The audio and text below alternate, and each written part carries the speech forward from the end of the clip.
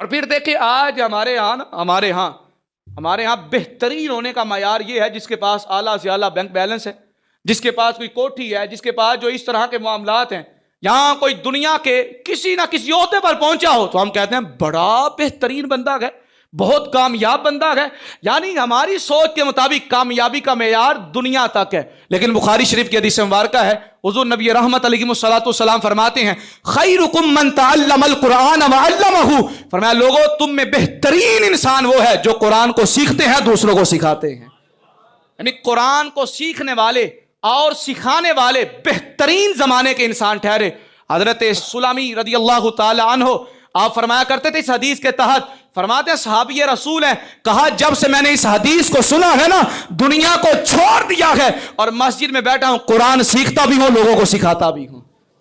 قرآن کا اعجاز یہ ہے جو پڑھتا ہے رب اس کے درجات کو بلند فرما دیتا ہے، اس کو پڑھ کر جو رب سے مانگتا ہے رب عطا فرما دیتا ہے. حضرت عثمان غنی رضی اللہ تعالیٰ عنہ فرماتے ہیں، فرمایا جو قرآن کو سکھاتا ہے، فرمایا سکھانے والے کو اللہ رب العزت سیکھنے والے سے دگنا ثواب عطا فرماتا ہے.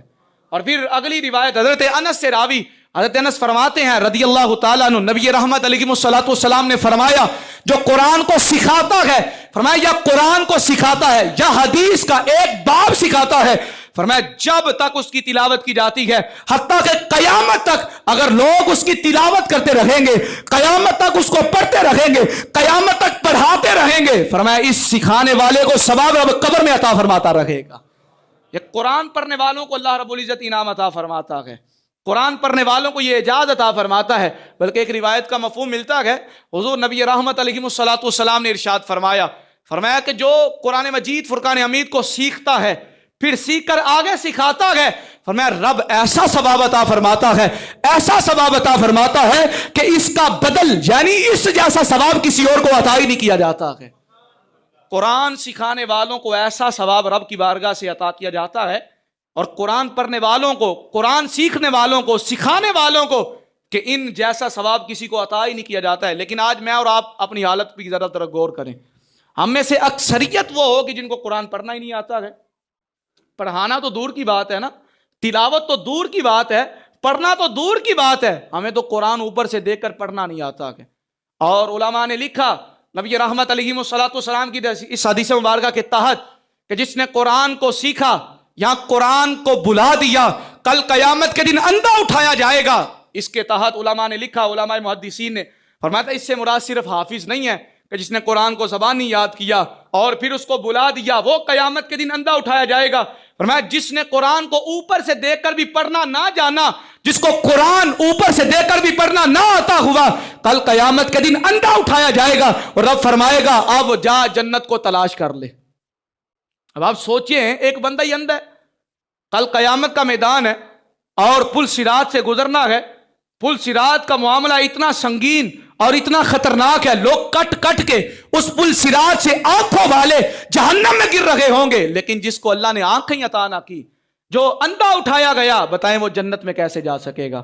تو اس واسطے آج دنیا کے اندر میرے اور آپ کے پاس وقت ہے، موقع ہے، ہم قرآن کو سیکھیں. دیکھیں جی عمریں جتنی بھی ہو چکی ہیں عمروں کو اگر ہم نے عمروں کو ملحوظ خاطر رکھا اور شرم اور عار کو محسوس کیا کہ لوگ کیا کہیں گے، اگر دنیا میں لوگ کیا کہتے ہوئے ہمارے ذہنوں میں یہ خیال آتا رہا کہ لوگ کیا کہیں گے، اتنا بڑا ہو گیا ابھی قرآن نہیں آتا ہے، تو پھر یاد رکھیے گا قبر کے اندر لوگ کچھ نہیں کہیں گے، پھر رب کے فرشتے کہیں گے بتا قرآن تجھے پڑھنا نہیں آتا تھا، اپنے آپ کو محبوب کا امتی کہتا رہا، محبوب پر نازل ہونے والی کتاب قرآن مجید جو ہم نے نازل کی تھی اس کو یاد نہ کر سکا، اوپر سے دیکھ کے نہیں پڑھنی آتی ہے. بتائیں اس وقت ہم کہاں جائیں گے؟ اس وقت ہم کس کے پاس جائیں گے؟ جب کل قیامت کے میدان میں کہا جائے گا کہ قرآن کی تلاوت کرنے والے جا تو قرآن پڑھتا جا، جتنا قرآن پڑھتا جائے گا ہم تیرے درجات کو بلند فرماتے جائیں گے. قرآن پڑھنے والے کے درجات کو کل قیامت کے دن بھی بلند کیا جائے گا. آج ہم اعلیٰ سے اعلیٰ یونیورسٹیوں میں تعلیم تو حاصل کر لیں، سکول کے اندر ہم اعلیٰ سے اعلیٰ نمبر تو حاصل کر لیں، لیکن قرآن نہیں پڑھنا آتا ہے تو ڈوب مرنے کا مقام ہے. ہم مسلمان اپنے آپ کو کہتے ہیں اور ہمیں اپنے محبوب علیہ السلام پر نازل ہونے والی کتاب صحیح طریقے سے نہیں آتی ہے، ہمیں قرآن پڑھنا نہیں آتا ہے. لیکن جنہوں نے قرآن پڑھا، جنہوں نے قرآن کے ساتھ وفا کی، یاد رکھیے گا قرآن نے نہ دنیا میں چھوڑا، نہ قبر میں چھوڑا، نہ حشر کے دیارے میں چھوڑے گا. حضرت سیدنا علامہ اصفہانی رحمۃ اللہ تعالی علیہ نے حلیۃ الاولیاء میں لکھا، فرماتے ہیں حضرت سیدنا ثابت بنانی رضی اللہ تعالیٰ عنہ، سنیں قرآن اپنے ساتھ پیار کرنے والوں کو، اپنی تلاوت کرنے والوں کو اور اپنے ساتھ وفا کرنے والوں کو کیسا نوازتا ہے۔ کانا سیدنا ثابت البنانی رحمہ اللہ، فرماتے ہیں حضرت ثابت بنانی یہ ایسے عظیم بزرگ تھے، ایسے عظیم بزرگ تھے، فرماتے ہیں ہر روز ایک قرآن کی تلاوت کیا کرتے تھے، ہر روز ایک مکمل قرآن کی تلاوت کیا کرتے تھے۔ ہم سے تو ایک رکوع نہیں پڑھا جاتا ہے، کیسے اللہ کے برگزیدہ بندے تھے، ہر روز پورا قرآن مکمل کیا کرتے تھے۔ ہمیں تو فکر معاش ہے نا، ہم تو کہتے ہیں جی مر گئے رڑ گئے جی اسی نمازاں پڑھ لیاں تے ساڈے کاروبار گئے، کاروبار دا ٹائم ہے تو یہ تو وہ، لیکن کیا ان کو فکر معاش کوئی نہیں تھا؟ کیا وہ زندگی نہیں گزارتے تھے؟ کیا ان کے رزق کے اسباب نہیں تھے؟ سب کچھ ہو جاتا ہے، لیکن قرآن کے ساتھ اگر وفا کی جائے، اور وہ لوگ بھی جو ہے وہ پھر بلندیوں پر پہنچے ہوئے تھے، اعلیٰ سے اعلیٰ اللہ رب العزت ان کو نوازتا تھا، اور وہ لوگ اپنے اپنے اعتبار سے سب سے صحیح طور پر زمانے کے بہترین انسان تھے۔ درس قرآن کو اگر ہم نے نہ بلایا ہوتا، آج دیکھیں ہم پستی کا شکار ہیں۔ اللہ رب العزت کے محبوب صلی اللہ علیہ وسلم فرماتے ہیں یہی وہ قرآن ہے جن کے ذریعے رب لوگوں کو عروج عطا فرماتا ہے، یہی وہ قرآن ہے جن کے ذریعے رب لوگوں کو عروج سے پستی کی طرف لے کے آتا ہے۔ آج ہم پستی کا شکار ہیں، زوال کا شکار ہیں۔ آج دیکھیں تو صحیح ہمارے جو ہیں وہ ملک پاکستان کی حالت دیکھ لے، پاکستان کے اندر بے روزگاری بڑھتی جا رہی ہے، یعنی آپ جہاں بھی مسلمانوں کو دیکھیں گے پستی کا سوال دیکھیں گے۔ وجہ کیا ہے؟ درس قرآن کو اگر ہم نے نہ بلایا ہوتا تو یہ زمانہ بھی زمانے نے ہمیں نہ دکھایا ہوتا۔ وہ لوگ تھے معزز زمانے میں جو قرآن کی تلاوت کیا کرتے تھے، قرآن پر عمل کیا کرتے تھے، رب اس قرآن کے صدقے رزق بھی عطا فرماتا تھا، ان کو بلندیاں بھی عطا فرمایا کرتا تھا۔ فرماتے ہیں ہر روز ایک قرآن کی تلاوت کرتے، لیکن جب رات ہوتی نا سوتے نہیں تھے، رات ہوتی آرام کا ایک اپنا وقت ہوتا ہے، فرمایا رات ہوتی تو جو ہے وہ بستر کو چھوڑ کر مصلی بچھاتے اور رب کی بارگاہ میں کبھی قیام کی حالت میں، کبھی رکوع کی حالت میں، کبھی سجدے کی حالت میں، یعنی دن بھی رب کی اطاعت میں، رات بھی رب کی اطاعت میں گزارا کرتے تھے۔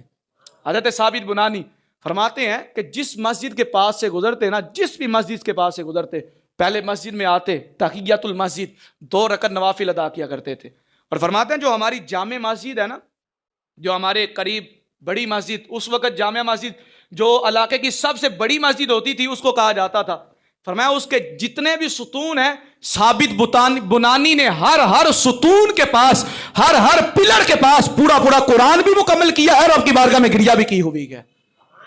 اور پھر جب ان کی موت کا وقت آیا نا تو آج بھی تاریخ کے اوراق اور سیرت نگاروں نے جو سیرت کی کتابیں لکھی ہیں، علامہ اصفہانی رحمت اللہ تعالی علیہ حلیۃ الاولیاء کے اندر آپ نے لکھا تاریخ کے اوراق آج بھی اس بات پر رشک کرتے ہیں جب آپ کا انتقال ہوا، آپ کا جنازہ پڑھا گیا، آپ کو دفنا دیا گیا، فرماتے جب میت کو رکھا گیا اوپر سے اینٹیں یا مٹی جو ہے وہ ڈالی جا رہی ہے، ایک اینٹ سرنگ کر یعنی اندر چلی جاتی ہے، اب لوگ کہتے ہیں اس اینٹ کو باہر نکالا جائے، فرماتے جیسے ہی جھکا جاتا ہے اس اینٹ کو پکڑنے کے لیے لوگ ورتے حیرت میں مبتلا ہو جاتے ہیں، جس ثابت بنانی کو ابھی دفنا رہے ہیں، ابھی مٹی بھی اوپر نہیں ڈالی ہے، وہ ثابت کھڑے ہو کر رب کی نماز ادا فرما رہے ہیں۔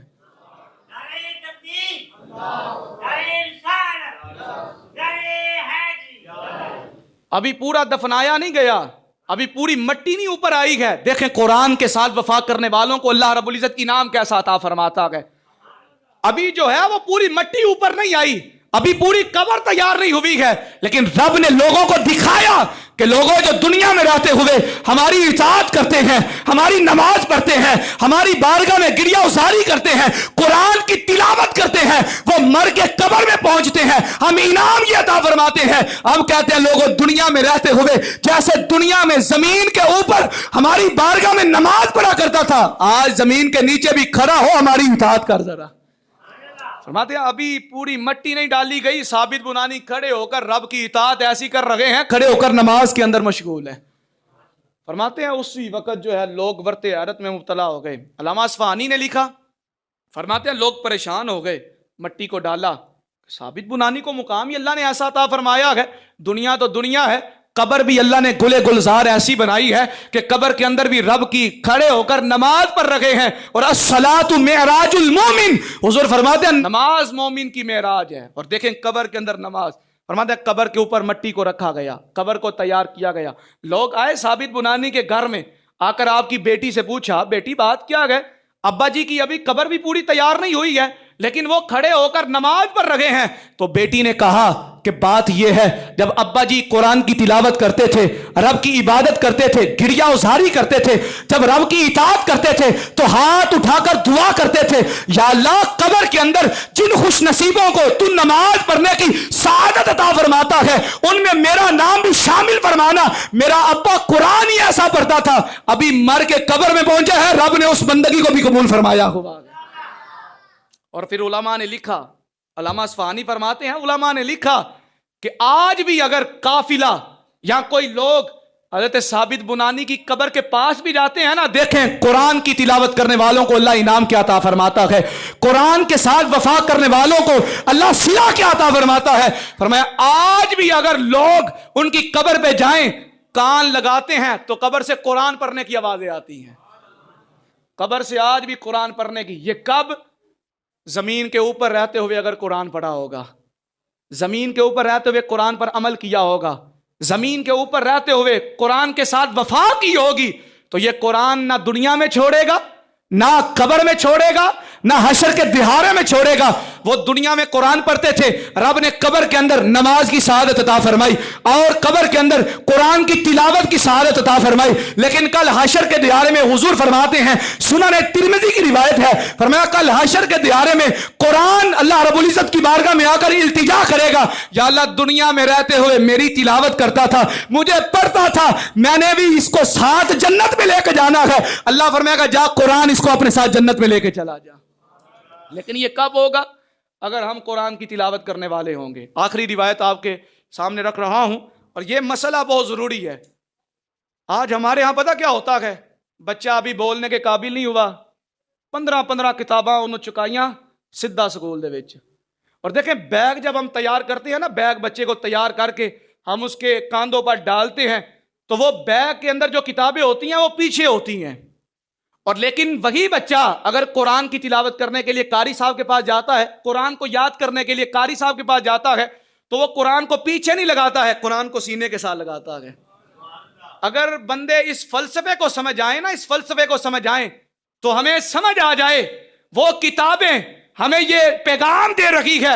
لوگوں دیکھو آج جس طرح دنیا میں پیچھے ہوں، میں نے پیچھے رہ جانا ہے، اور قرآن یہ اعلان کر رہا ہوتا ہے آج دیکھو قرآن کی تلاوت کرنے والا، قرآن کو سیکھنے والا، قرآن کو یاد کرنے والا جیسے سینے کے ساتھ لگا کے آگے آگے مجھے لے کے جا رہا ہے. مر کے بعد میں قبر میں پہنچے گا، پہلے وہاں پہنچ جاؤں گی. حشر کے دہاڑے میں بعد میں آئے گا، قرآن پہلے پہنچے گا اور اس بندے کو ساتھ لے کے رب کی جنت میں چلا جائے گا. ہم تو اگر اس فلسفے کو ہی سمجھ آئے نا، ہمیں سمجھ آ جائے دنیا نے پیچھے رہ جانا ہے.